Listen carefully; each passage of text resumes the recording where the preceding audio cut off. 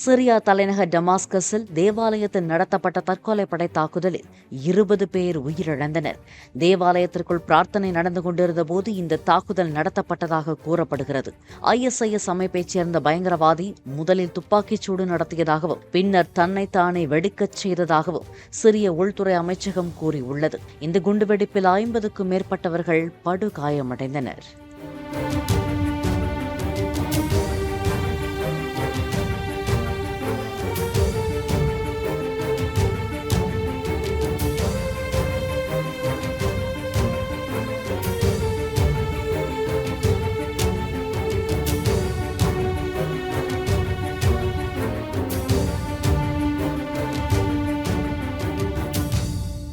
Play store மற்றும் app ஸ்டோரில் இருந்து பாலிமர் செயலியை QR கோடு மூலம் பதிவிறக்கம் செய்யுங்கள். செய்திகளை உடனுக்குடன் பெறுங்கள்.